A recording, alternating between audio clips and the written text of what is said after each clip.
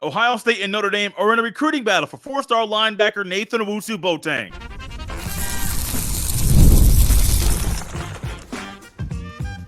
You are Locked On Buckeyes, your daily podcast on the Ohio State Buckeyes. Part of the Locked On Podcast Network, your team every day. Yes. Welcome in, Buckeye fans, to a Friday edition of Locked On Buckeyes, part of the Locked On Podcast Network, your team every day. Here on Friday, June 14th in the year 2024, I'm your host, Jay Stevens, also the host of the Jay Stevens Podcast, and I'd like to thank you for making Locked On Buckeyes your first listen every day. During today's show, Locked On's recruiting analyst Brian Smith is here with us once again. You all know it's official visit season.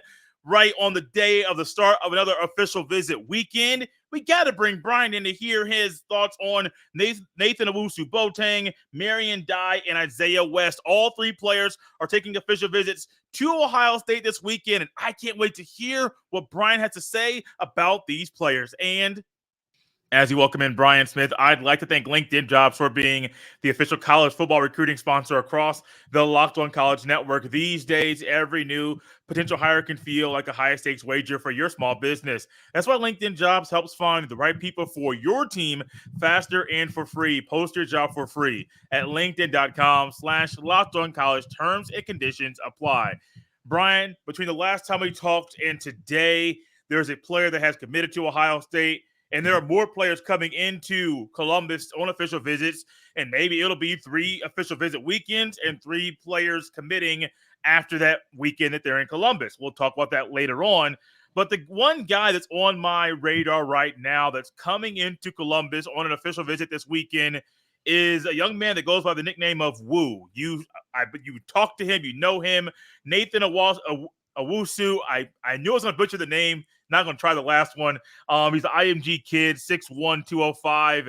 Actually, if he was actually playing in Indiana last year, and I was unfortunate to watch him, but from the film that I saw, he is a dog, Brian. What do you like about his game?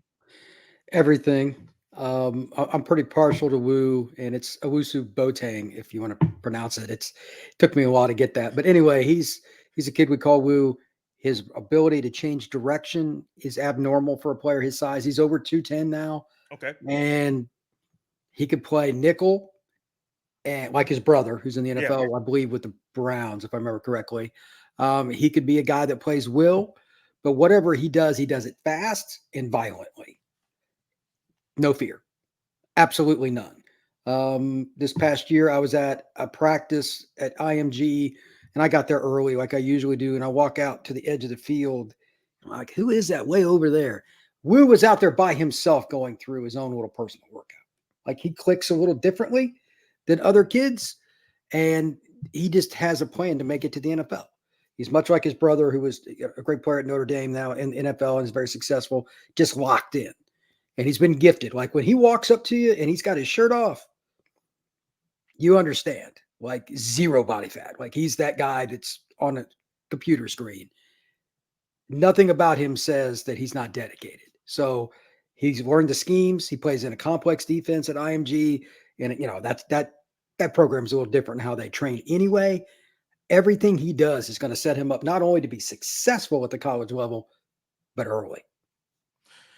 So when you're talking about him being locked in and him and his makeup and physically how he looks, oh, it's ridiculous. First thing that came to my mind was Jeremiah Smith, because you talk about him all the time. Are they wired similarly?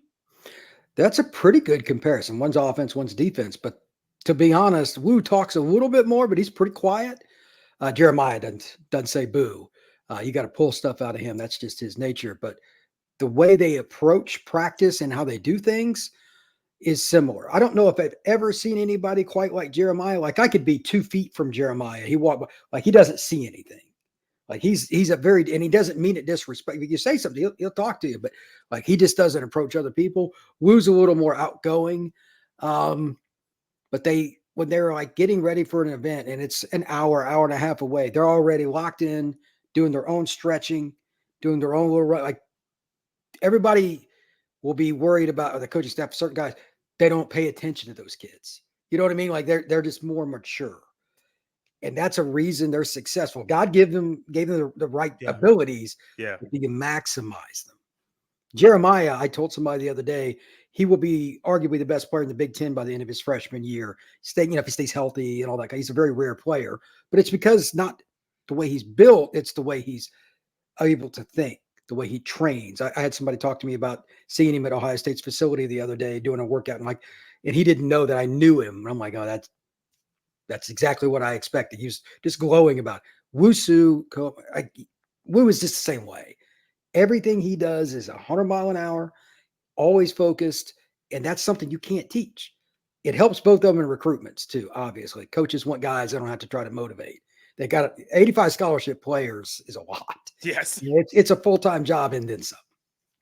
When it comes to Woo, the first thought that I have when it comes to this official visit, it ties into his brother who played at Notre Dame, and if Woo will follow his brother and also not just commit to Notre Dame, but play there in the future.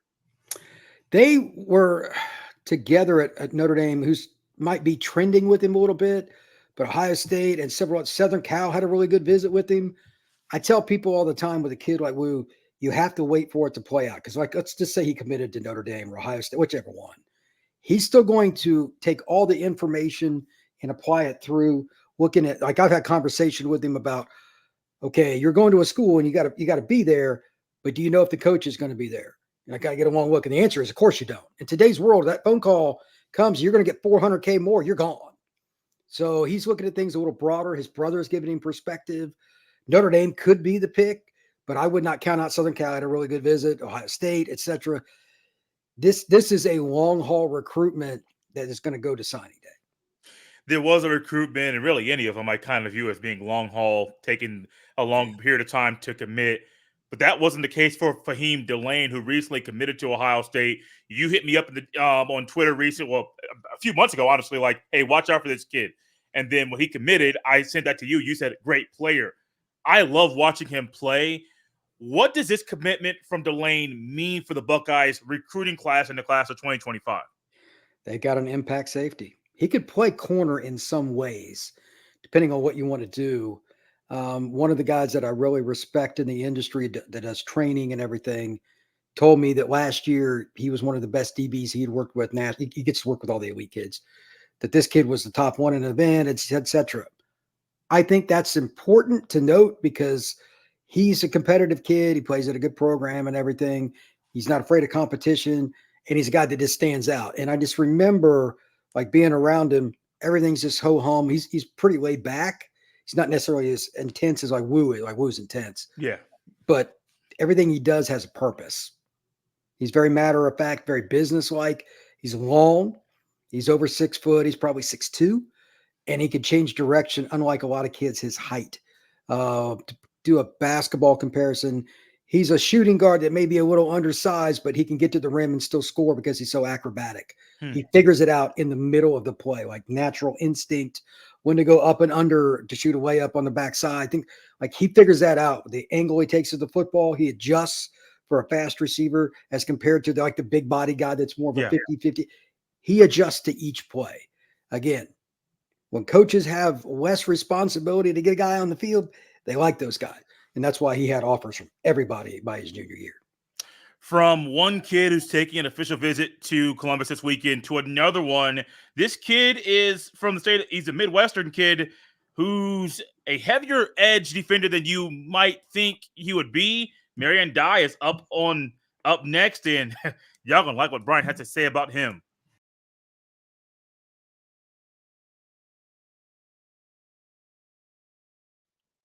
This episode is brought to you by eBay Motors. Passion, drive, and patience. The formula for winning championships is also what keeps your ride or die alive. eBay Motors has everything you need to maintain your vehicle and level it up to peak performance. Superchargers, roof racks, exhaust kits, LED headlights, and more. Whether you're into speed, power, or style, eBay Motors has you covered. With over 122 million parts for your number one ride or die, you'll always find exactly what you're looking for. And with eBay Guaranteed Fit, your part is guaranteed to fit your ride every time or your money back. Because with eBay Motors, you're burning rubber, not cash. With all the parts you need at the prices you want, it's easy to make your car the MVP and bring home huge wins. Keep your ride or die alive at ebaymotors.com. Eligible items only. Exclusions apply. eBay guarantee fits only available to U.S. customers. This episode is brought to you by Billiards Plus. Billiards Plus has the best selection of pool tables, game tables, shuffleboard tables, and more. And the best service in Central Ohio. Everything you need for in-home and even backyard entertainment is at Billiards Plus. Billiards Plus carries the best pool tables from Brunswick, Ahoston, Canada, billiards, and more. And the grills, whether you like charcoal or gas or wood-fired, Billiards Plus has a perfect setup for all grillers. They are family owned and operated. And when you talk to the staff at Billiards Plus, you know you're talking to an expert who won't steer you wrong. No matter the season, Billiards Plus has you covered for all your indoor and outdoor entertainment needs. Kenny, Sarah, and the whole staff will always go above and beyond to give you the best customer service in the industry. Billiards Plus. Visit their showroom on Dublin Center Drive in Dublin. Are you watching Fox Sports or ESPN on your TV all day? Have to turn down the volume with all that shouting? Make the switch to Locked On Sports today. It's a free 24/7 sports streaming channel programmed for you every day to bring you the biggest stories without all the screaming. Locked On Sports today brings you can't-miss analysis, opinions, and news, streaming 24/7 on YouTube or the free Amazon Fire TV channels app, part of the Locked On Podcast Network, your team every day. Brian, when I watched Marion Dye play, first thing I did before watching the film, I went to 247 Sports. I went to On3, looked at his height, looked at his weight, just trying to compare the two. And then I went to the film, went back to look at the official visit schedule of the schools that he has had some offers from that are big-time schools that, hey, they're still in the mix. Then went back to the film. His film is good. The offer list is good. He's heavier than I would think a guy that's at a 2-point stance in a DN spot would be, but he plays that spot so well. There's no doubt about it. He's a kid that can, despite being 6'4"-ish, he changes directions quite well. He's a pass rusher, plays at Elkhart, Indiana. It's pretty close to the Michigan border. But, man, when I first watched the film, I'd heard about him. Like, that area just doesn't produce a lot of kids. No. I'm skeptical. Elkhart is a basketball city. Sean Kemp is from there. They've had some good basketball players, but he changes direction so well. There's a chance he could play off-ball linebacker at least a little bit in his career. Eventually, he's going to be a full-time pass rusher. I think that'll every now and then be a zone drop guy, but he can run, man. Like, he'll chase a play down. He's a guy that can take an inside move, and if it's a running play to the far side, he's in the play because he can just outrun guys smaller than him. Long levers, the frame you're looking for. I think, will be a strong side end in time, but he's naturally gifted enough with his hands and his long levers that he could probably be a pretty good pass rusher, even against some talented players on the strong side where he's going to be a little more run responsible. 230 or so already, and just athletic as all get out. This kind of kid Ohio State has always got out of the Midwest that most schools don't. He kind of fits the profile. He does fit the profile, and I think so. A lot of what I saw was him in a 2-point stance on the outside. He could be off-ball linebacker, maybe, but I think honestly, you get to Ohio State, you're going to have your hand in the dirt a lot. Now he may not do it all the time, but to have his hand in the dirt, and I think strong side DN, hand in the dirt, he's going to be the kind of guy that can make that transition. I won't say extremely smoothly because that's a really big statement to make, but he'll make it pretty smoothly and be able to show like, hey, my game translates to the next level, and he might be better with his hand in the dirt, which is kind of scary. That's the thing. At the high school level, you got to use your players to help your team win. If you don't have a lot of linebacker help, you play him at linebacker. If you have more defensive ends, you can play him at linebacker. If you struggle with it, they'll move him to where he needs to be. I'm sure he could play some middle linebacker at the high school level. But long term, that's not going to be his forte. No. So pass rushers are always at a premium. Ohio State, as we both have discussed on this very show, hasn't quite lived up to their expectation with the kids they've signed recently. They've had some pretty good ones, but it's not quite up to Larry Johnson's traditional standards in recruiting. This kind of guy, though, that he's made a living off of at Penn State and Ohio State, that's built up a 3-star kid that probably would, if he lived down in Florida or Alabama or something, be ranked higher because the physical traits are there. I mean, I think he's a guy that is an elite talent. One of the services has him somewhere around number 100, and a couple others don't even have him ranked. Like, nobody scouts Elkhart, Indiana. So his recruiting ranking is garbage regardless. There's no way to compare it. He's not playing against elite competition like I see in Florida and Texas and stuff. So very hard to rank him, but you cannot remotely discount what he does physically. You watch about 3 or 4 clips. Correct me if I'm wrong. You're like, okay, well, this is like if he plays basketball, you're throwing him alley-oops. Yeah. He's that guy. So I think that Ohio State would do well. And Larry's the kind of guy that, again, he's taken a ton of these kind of players and made them really productive at the college level. No, you talk so much about just the part of the state that he's in and why it's more, hey, basketball than football. Honestly, Brian, if he was in Indianapolis, he's viewed as a different recruit automatically. Indianapolis is good, yeah. Indianapolis and Fort Wayne, those, of course, those are the 2 biggest cities in the state. But if he's in Indianapolis or Fort Wayne, he's a higher caliber player and recruit, and more schools would know about him, and the recruiting rankings would not be so off and so inconsistent in how he's viewed.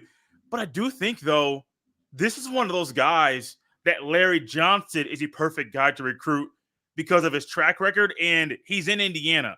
Ohio State doesn't really lose a lot of big-time guys. If they want from Indiana, they can generally go in there and get them.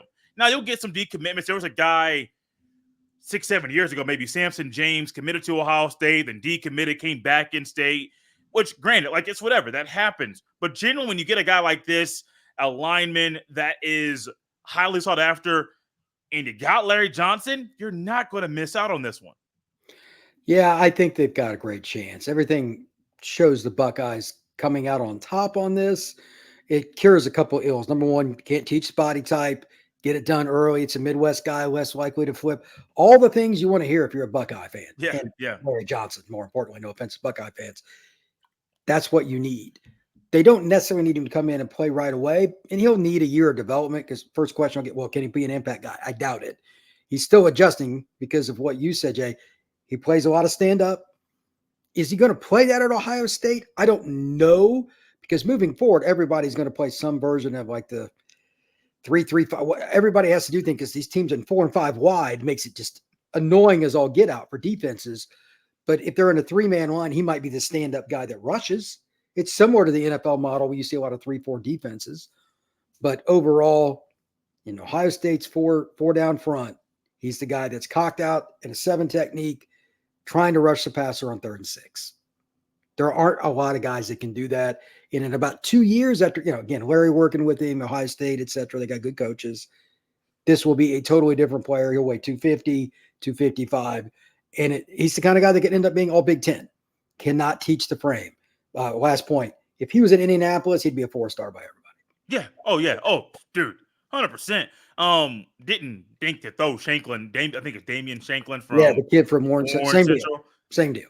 It's just literally, hey, he's in Elkhart, not Indianapolis. Or if he was in Carmel or Fishers or Center Grove or Caden Kirk, like, it's a different ball game just off where you are in the state. It's 100%. Weird. That's one thing I don't like about the recruiting business and all that. It's too much about where you're from or the camps you go to. And some kids, Brian, some kids don't have the means to go to the camps, don't have the means to live in certain areas. So you get a guy like Dye where the film says, oh, he's a dude, he's a player, but he doesn't have the offers. His rankings are inconsistent. I don't like that, only because people put too much stock, not us, but some people put too much stock into On3, 247, ESPN, and Rivals instead of what the film says. And I think it does it for some people, some fans. It does a disservice for them when they don't want to go to the film to watch Dye, because just forget the recruiting. Turn the film on. He's a player, like you've said. The only thing with that, and it's the pushback I get from some of my buddies that do rankings, there's something, to a certain degree, I agree with this, to seeing a kid live. Yeah, that's true. That is true. What kid is he going to play in Northern Indiana that's going to be a pure offensive tackle that can handle him? That's a good point. It makes his evaluation extremely difficult. That is a good point. Brian from Marion Dye, who will be coming to Ohio State this weekend. He's already had some big-time official visits this year. To a guy who you saw film on and you instantly loved what you saw. It's Isaiah West. He's a running back from St. Joseph's Prep. He's coming at you next. Now,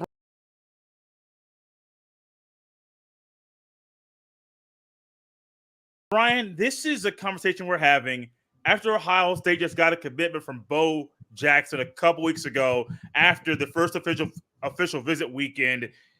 And Ohio State will probably have probably more than likely will have 3 running backs in this current recruiting cycle. So having a guy in Isaiah West come in, some say why. I say there's a need, and it wouldn't shock me if they went for 3 running backs. And if Isaiah West was one of them, that would make sense too. This is a kid that breaks tackles, man. Woody Hayes would have clapped. This is a guy that finds a way to break down. He's got decent speed. Now, I'll do a little comparison here in a second. But the way he sets up his blocks, patient runner, and then hits the foot speed right when he needs to. When it opens up, he's going. Like he's not waiting, no hesitation, but he always falls forward. Mm-hmm. He's annoying as all get out. A little bit like a certain running back that was just at Michigan. I won't even say his name on your podcast. A little bit like Kyron Williams that played at Notre Dame, now averaging 5 yards a carry for the Rams. He's just a guy that's annoying to tackle one-on-one. The first guy rarely does. And he's over 200 pounds. He's going to come in college ready in terms of size. Most kids his size don't make you miss like that. Maybe he's a guy that could be kind of the surprise. And he's at St. Joe's Prep, but he's not getting a lot of pub. This one's really odd. Yes. Like my Dye is different. He's at Central in Elkhart. Nobody recruits that school. Mm-mm. I don't remember the last kid from that school.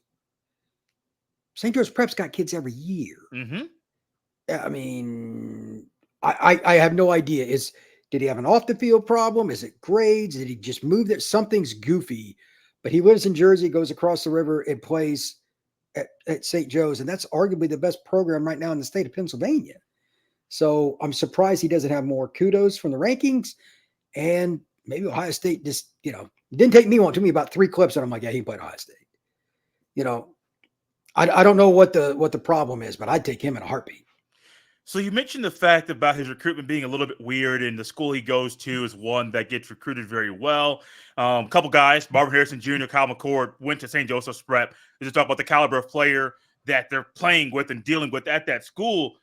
But Brian, you also mentioned something in the very last segment about the importance of seeing players live. From what I saw, he was the MVP of an Under Armour camp in Baltimore. And yeah, so you would that too.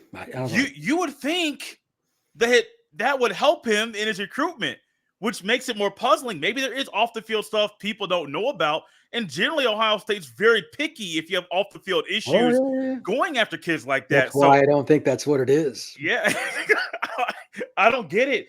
But I think from what I've gathered from Lachlan so far, not just the recruiting side, but what I think he wants in his football players, he is going to love this kid if he gets to coach him in Columbus. Because he's able to, you talk about his patient running, you talk about him always falling forward. He doesn't go down at first contact at all. I never saw that. And that stuff Lachlan's going to love. Any running back coach would love. Well, yes. I'll speak for Ohio State fans. They will like it as well. Look, the first thing you have to do as a running back is make the first guy miss. If you do that, your chances of averaging 5 or more yards per carry go up exponentially. He will run over a guy. He will make him miss. And if he does make contact, he just kind of finds a way to fall forward, whether it's spinning off and getting another half yard, whether it's using his hands to kind of push the guy away while he runs a little bit. He always ends up going forward. That is a natural running back. I've met Lachlan. He's a great guy. He's a tremendous teacher.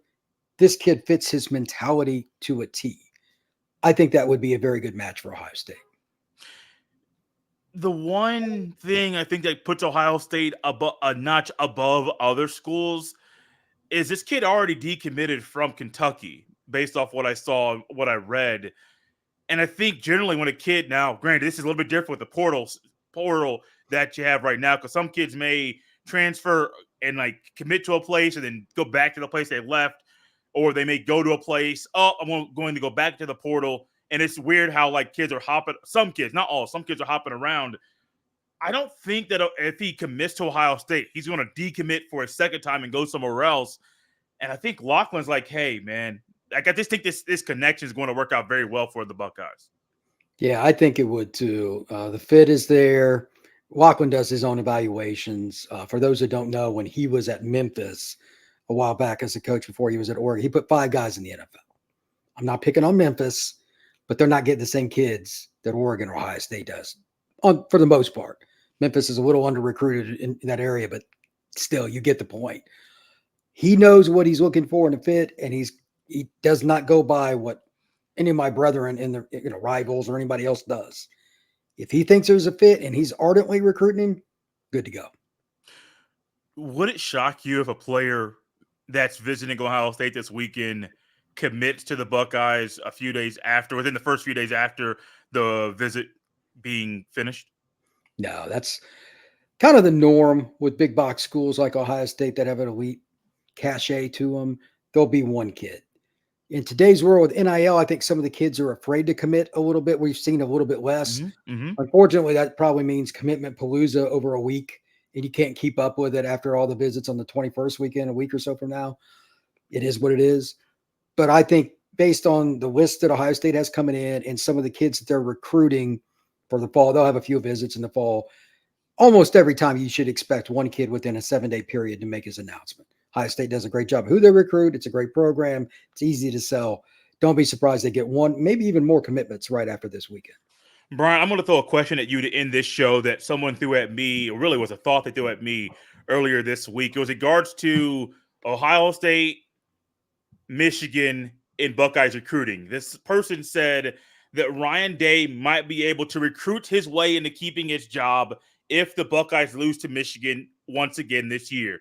It'll be 4 losses in a row. His recruitment right now is a little insane, more defensive than offensive players, which is not normal, but the defensive players are, offered, and they're top at their position, top in their class. Do you think Ryan Day could recruit his way into keeping his job if the Buckeyes once again lose to Michigan this year? Michigan would have to be better than I think they're going to be for that to be the case.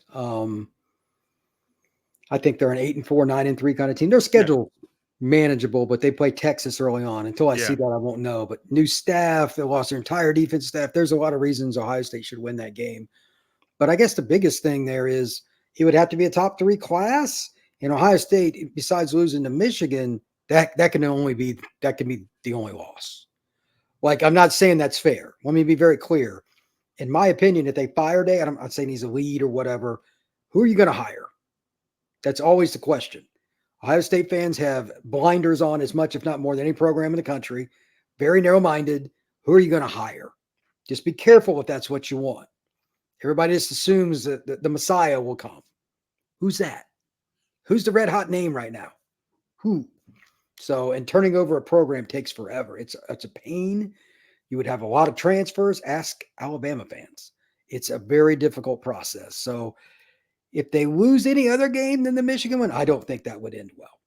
And Ohio State's one of the few. Like, think about this. When's the last time a team fired a coach that went 10-2? Right. Ohio State might do it, which, again, I think would be a mistake because unless there's somebody I don't know about, who are you going to hire? Really appreciate Brian coming back on the show. You can follow him on X at FBScout_Florida. You can follow me on the same platform at JEStevens07. This has been Locked on Buckeyes here on a Friday. We'll see you next time.